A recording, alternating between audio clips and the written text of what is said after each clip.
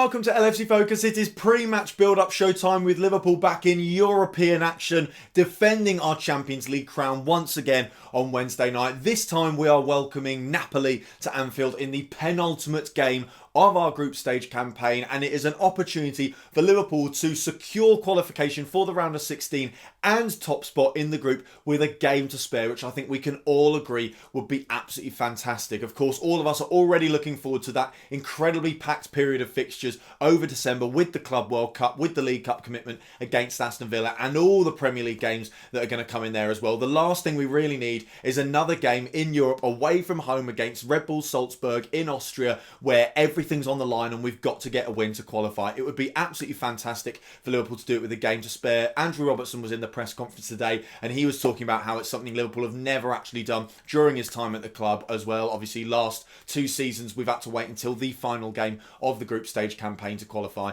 for the knockout stages. So I think all the players are going to be motivated for it. And while he did say that they're not necessarily considering the Salzburg game, they're not thinking about how, you know, they'll have the day off essentially. I certainly think that management are in the club, the backroom staff will all be thinking about player fitness and how we could really do with that game being a dead rubber. And if we want it to be, then we've simply got to get the job done against Napoli tomorrow night. The current standings in the group, we have got 9 points after 4 games. Napoli have got 8, Salzburg have got 4, and I think Genk have got 1. So Liverpool are, of course, in a very advantageous position, and it would by no means be the end of the world if we weren't to win. But with the home advantage, we all know what Liverpool are capable of in Europe. But I do think we could do with finding a little bit of form in the Champions League so far this season as well. I mean, we've won 3 out of the 4 games. The one against Napoli at the Sao Paulo, we weren't necessarily at our best, but there were other factors, let's say, as to why Liverpool lost that game. There was plenty of controversy around the referee and the use of VAR in the awarding of a penalty for Napoli, but we won't talk about that for now. We'll talk about the other games where I think while Liverpool have got the results, it's never quite looked too convincing. Obviously, the 2-1 victory against Genk, we only beat them by 1 goal last time out. Even the 4-1 in their own backyard, it wasn't really, pardon me, until the hour mark where Oxlade-Chamberlain scores the second goal, where we really started to settle in the contest. Before that, it felt like a pretty even game. And if I'm being honest, before that point, it probably would have been fair on Genk for us to have been drawing up to that point. And then, of course, you've got the 4-3 against Salzburg at Anfield, where everything's going fine, everything goes horribly wrong, and then suddenly everything is absolutely fine again. So we've been a little bit wobbly. We certainly haven't seemed as consistent as we have in the Premier League, where again performances haven't sometimes been there, but we've certainly got the results time and time again, and there has been an air of inevitability about it. And I think in terms of just getting our defence of the European Cup back up and running properly could certainly start with getting a big result against a big team, a big name in Europe like Napoli, in front of our own fans. And Jurgen Klopp's talked about that as well in terms of how he thinks we should approach this game. He does think that we should be flying out the traps from minute 1, that we should be showing that this is a different kind of atmosphere, this is a European atmosphere, and really putting those Napoli players under the cosh. So I feel like once again, his rallying cry that he issued before the Manchester City game about how everyone being at their absolute best, right down to the people who sell the hot dogs inside the ground, everyone has got to bring their A game, and I think it's exactly the same case at Anfield on Wednesday night. So in terms of team news going into the game, as I said, Klopp had his press conference today, and he had a little bit to say about which players will and won't be available for this game. Mohamed Salah, of course, didn't actually feature at the weekend, although he was on the bench, and he was that close to coming on before Roberto Firmino snatched the winner, and it was no longer needed that we needed, a Hail Mary and sending on an absolutely world-class forward onto the pitch to try and salvage the 3 points for Liverpool. So he puts his coat back on, he sits back down, but that's certainly a good sign because it shows that Jurgen Klopp is not afraid to use Mohamed Salah, and he was certainly waxing lyrical about him in his press conference today, talking about how he has looked impressive in training so far since that injury, and it does sound like he'll probably be available in at least some capacity for this game, which is excellent news, although I wouldn't be surprised if we do continue to manage his fitness for the next couple of weeks. Shaqiri is obviously now once again becoming an option for Liverpool, and I think with the amount of fixture congestion we've got coming up, I wouldn't be surprised if we see a little bit more rotation on that right hand side with Mohamed Salah not necessarily playing every single game, but it does look like he's going to be fit and available for this one. Joel Matip, however, is unfortunately not quite there yet. We've seen some positive updates on him. It sounds like he's not going to be out for maybe as long as we'd initially feared, but the club are definitely taking it slow with that one. And as I said, with the congested fixture pile up in December, we will have so many opportunities to gradually ease him back into the side. There is no reason to rush it at the moment, so I don't think we'll be seeing any of Joel Matip on Wednesday night. Andrew Robertson, on the other hand, who did struggle with a little bit of an ankle injury as well in the international break, and did start against Crystal Palace despite some questions about whether or not he would actually play for the club. He basically said he joined Jurgen Klopp in the press conference today, and he said that he feels pretty good about it, and the only real difference is that he needs a little bit longer to warm up. Instead of a 10 or 15 minute warm up, it takes him around about half an hour to really get into the swing of things and get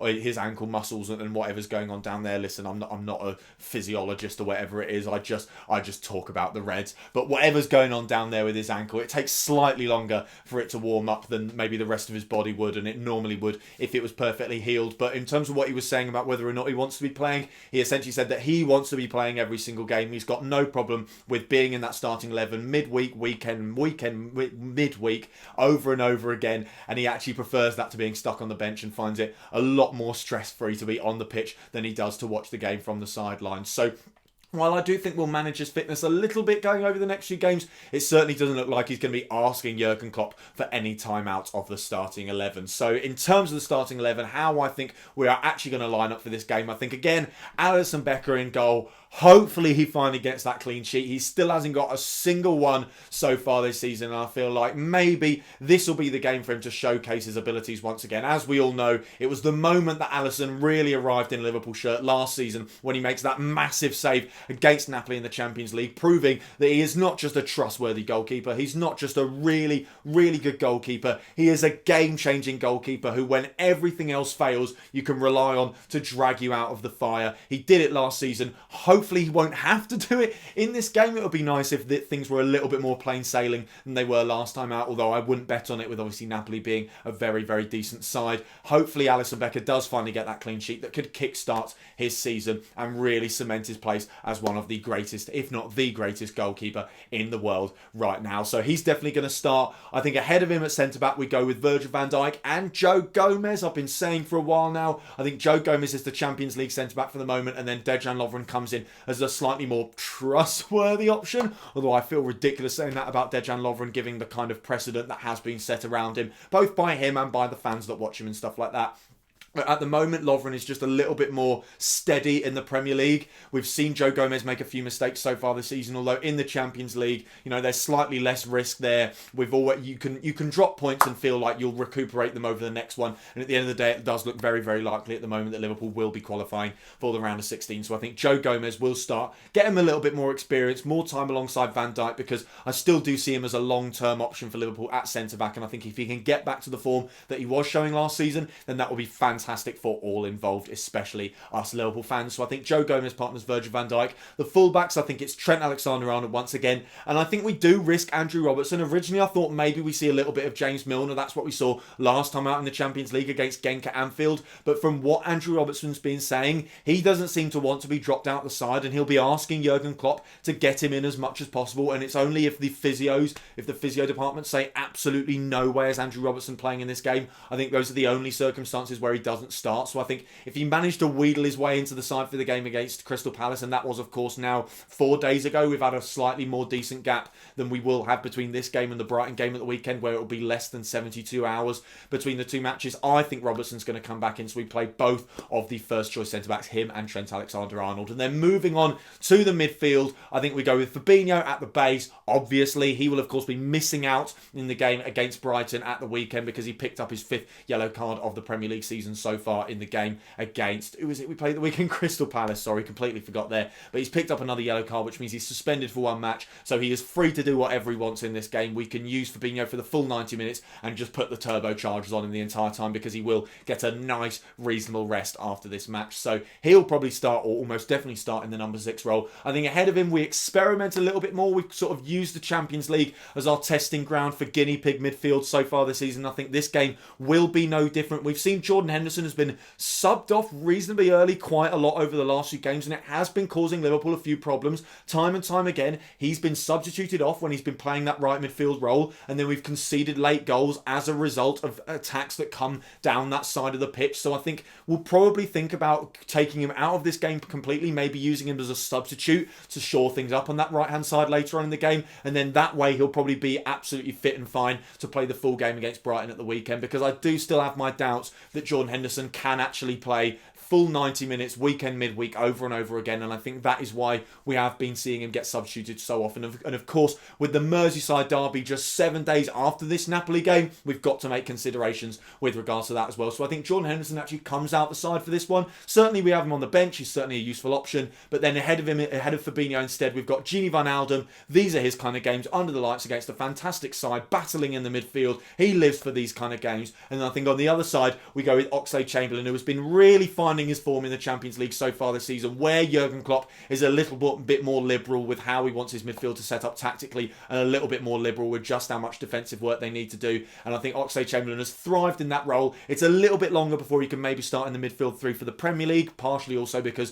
the three of Fabinho, Henderson and Gini Wijnaldum is functioning so brilliantly at the moment. But I do think he's been putting in great forms. He's been scoring big, useful goals in the Champions League as well, and I think he deserves a chance to shine against some real top quality European opposition like Napoli in this game. And then ahead of that midfield, I think the front three, we go with the big ones for this. There's no reason to drop any of them out at the moment. Sadio Mane has to play, Firmino has to play, and then Mohamed Salah, I think, will come back into the side, work his way up to form, ready for that Premier League game. And of course, we all saw what he did against Napoli and against Kalidou Koulibaly, who is going to be a big consideration in terms of how we try and break down this Napoli defence. We've seen Salah get the better of him in the past. He's got the strength, he's got the speed, the agility, he's got the skill on the ball. He's fantastic, and he's got the better of Koulibaly before, and hopefully he does it again on Wednesday night. So taking a look at Napoli then, it has all been going on for them at the moment, both on the pitch and behind the scenes. If you've been reading any headlines in any newspapers that have any relation to Liverpool whatsoever, you'll know that there's been a little bit of turmoil at Napoli at the moment. For starters, they are going to be without star player Lorenzo Insigne, who has got an elbow injury, so he has not even travelled with the squad for this game, which is of course a big boost for Liverpool, because we know just how good Insigne is. He is an integral part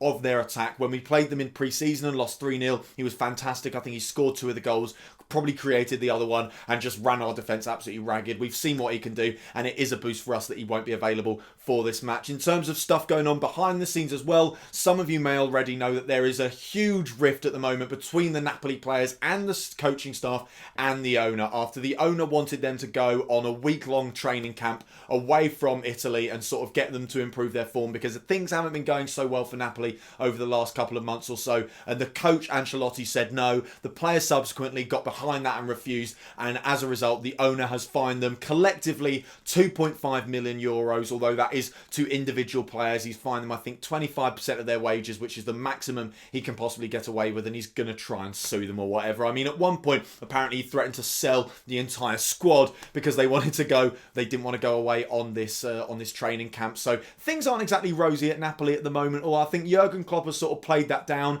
and said that he doesn't think the players will let that affect them. If anything, it'll motivate them, because they'll try and bring themselves together on the pitch by getting a good result, because as I said, things haven't been going well for Napoli on the pitch either so far this season. Over the last month, they haven't even won a game. They've drawn pretty much all of them, and I think they lost against Roma as well. They drew against AC Milan last time out at the weekend. I don't think they've really had any decent results over the last couple of months. They've plummeted down to 7th in the Serie A table, and given where we've seen them finishing over the last few seasons, particularly under Maurizio Sarri, they were fantastic. They finished second. They ran Juventus pretty much right to the end of that title race, which takes some doing. We all know how fantastic Juventus are at the moment. So things aren't going particularly well at Napoli at the moment, and I think my main concern is that they do normally seem to bring their A game against Liverpool. You know, even if you look at their Champions League results so far this season, they've had a couple of draws already, even though, of course, they did beat Liverpool at the San Paolo, and even last season as well. They were very iffy in the Champions League. They didn't always get the results they wanted. They got draws against Red Star Belgrade,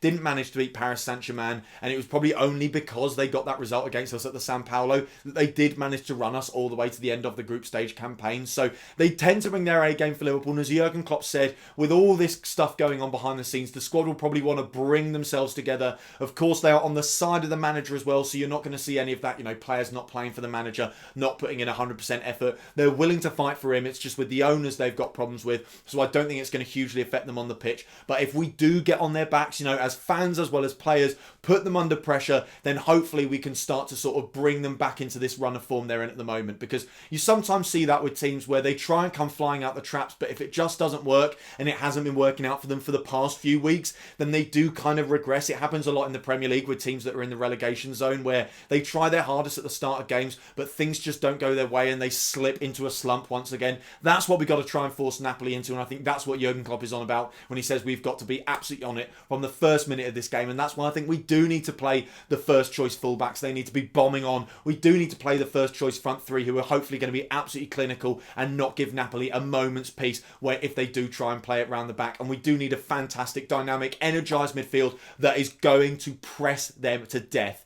In terms of the result, I think it's probably going to be a win for Liverpool. I think under the Anfield lights, you'd always back us. We haven't lost a home game yet under Jurgen Klopp in European football, so that is obviously an absolutely fantastic omen. I do think it will probably be around about 2-0, maybe 3-0 if we're lucky. I can see us getting a real statement win. We haven't really had one of those so far this season, certainly not in terms of just taking a team that maybe aren't brilliant, but certainly are a lot better than some of the other dross that we've played so far this season. Looking at you, Manchester United and Norwich and stuff like that, but taking a team that are very, very solid and just showing them that we are absolutely miles better than them. And I think this could be the opportunity for us to do it, but if not, a very, very comfy, professional 2-0 win to see us through to knockout stages would do. So that is all for today's video. Thank you guys very, very much for watching. If you did enjoy the video, as always, you know what to do. Hit the like button down there, hit that subscribe button there if you're new around here. Check out some of the other videos been out on the channel over the past few days. Don't forget to follow at LFC Focus TV on Twitter, and I'll be back soon with the post-match content after we've hopefully beaten Napoli and qualified for the round of 16. Until then, bye for now.